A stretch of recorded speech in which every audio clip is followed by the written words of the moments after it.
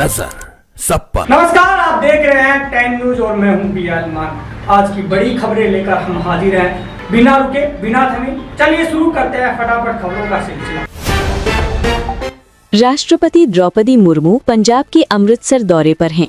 वे Guru Nanak Dev university के 50वें दीक्षांत समारोह में शामिल होंगी, जहां 463 विद्यार्थियों को डिग्री प्रदान की जाएगी।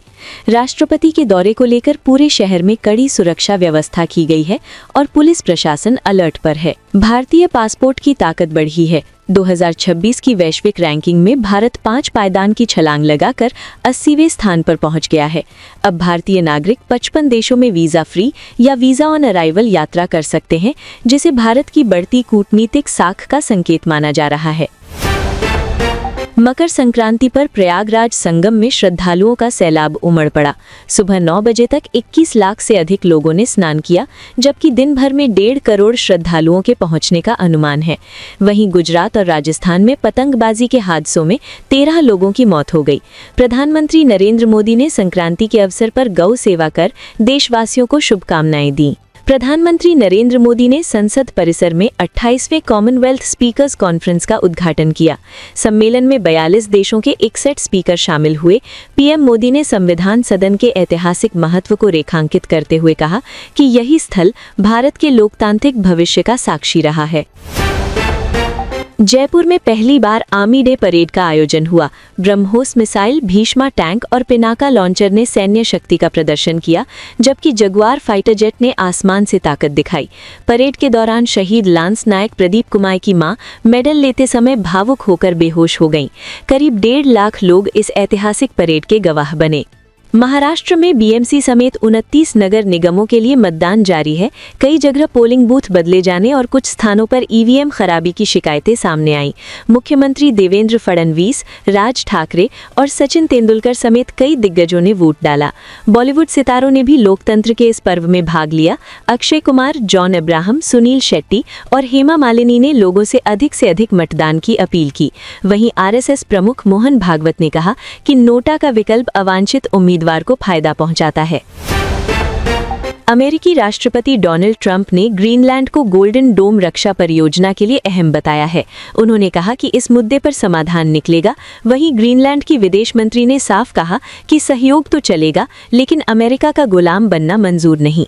इस बयान के बाद वैश्विक राजनीति में हलचल तेज हो गई है। ईरान में हालात बिगड़ने पर भारत सरकार ने अपने नागरिकों को तुरंत देश छोड़ने की सलाह दी है। प्रदर्शन, हिंसा और फांसी के मामलों से तनाव बढ़ा है। विदेश मंत्री एस जयशंकर ने अपने ईरानी समकक्ष से बातचीत की है। भारतीयों को दूतावास के संपर्क में रहने और भीड़-भाड़ से दूर रहने को कहा गया है। ताइवान के पास चीन की सैन्य गतिविधियों ने चिंता बढ़ा दी है। ताइवान ने खुलासा किया है कि उसके आसपास 9 चीनी लड़ाकू विमान और 11 युद्धपोत देखे गए हैं। ताइवान के रक्षा मंत्रालय ने इसे क्षेत्रीय सुरक्षा के लिए गंभीर बताया है और सेना हालात पर पूरी नजर बनाए हुए है। आतंकवाद के मुद्दे पर भारत ने कनाडा को 2 टोक संदेश दिया है। भारतीय उच्चायुक्त ने कहा कि कनाडा पिछले 40 सालों से आतंकवाद पर कार्रवाई करने में विफल रहा है। निज्जर हत्या मामले में भारत सरकार पर लगे आरोपों को खारिज करते हुए कहा गया कि यह 4 आरोपियों का मामला है, न कि भारत का। बसपा सुप्रीमो मायावती ने अपने 70वें जन्मदिन पर सियासी हुंकार भरी। उन्होंने बीजेपी, सपा और कांग्रेस पर तीखा हमला करते हुए कहा कि अन्याय का करारा जवाब दिया जाएगा और बसपा फिर सत्ता में लौटेगी। मुख्यमंत्री योगी आदित्यनाथ और अखिलेश यादव ने उन्हें जन्मदिन की बधाई दी। प्रदेश भर में कार्यकर्ताओं ने इस दिन को जन कल्याणकारी दिवस के रूप में मनाया। हरियाणा सरकार ने सरकारी कामकाज में हरिजन और गिरिजन शब्दों के इस्तेमाल पर रोक लगा दी है। सरकार ने स्पष्ट किया कि संविधान में इन शब्दों का उल्लेख नहीं है। अब केवल अनुसूचित जाति और अनुसूचित जनजाति शब्दों का ही प्रयोग किया जाएगा। पंजाब के मुख्यमंत्री भगवंत मान अकाल तख्त साहिब में पेश हुए। वे नंगे पैर और सिर झुकाकर गोल्डन टेम्पल पहुंचे। आपत्तिजनक बयान और वीडियो को लेकर उन्हें तलब किया गया था। वे सचिवालय में पेश होकर अपना स्पष्टीकरण देंगे। अकाल तख्त में तलब होने वाले वे चौथे मुख्यमंत्री बने हैं। 8 महीने बाद तेज प्रताप यादव की लालू परिवार में वापसी हुई। दही चूड़ा भोज के दौरान लालू यादव ने कहा कि अब तेज प्रताप परिवार के साथ रहेंगे।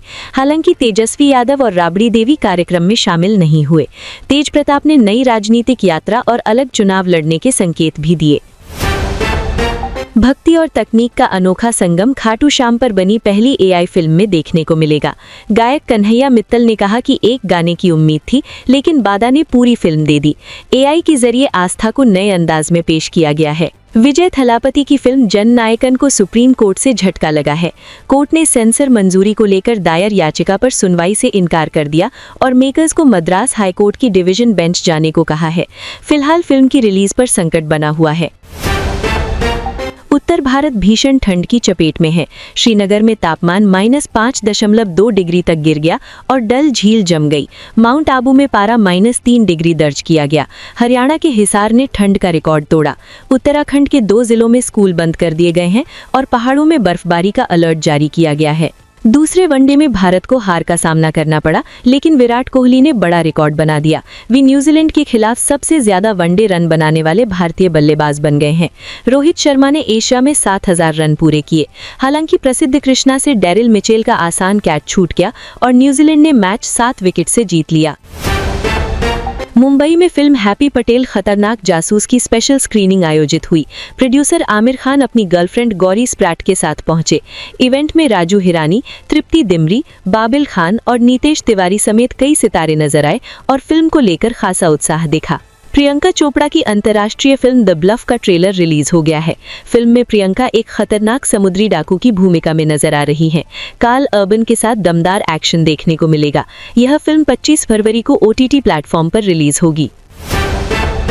तो ये थी आज की सभी बड़ी और जरूरी खबरें तेज रफ्तार में। अगर आप देश दुनिया की हर हलचल से अपडेट रहना चाहते हैं तो जुड़िए 10 न्यूज के साथ। मैं हूं बियाल मान, मिलेंगे फिर एक और बुलेटिन में। तब तक के लिए मुझे दीजिए इजाजत। जय हिंद।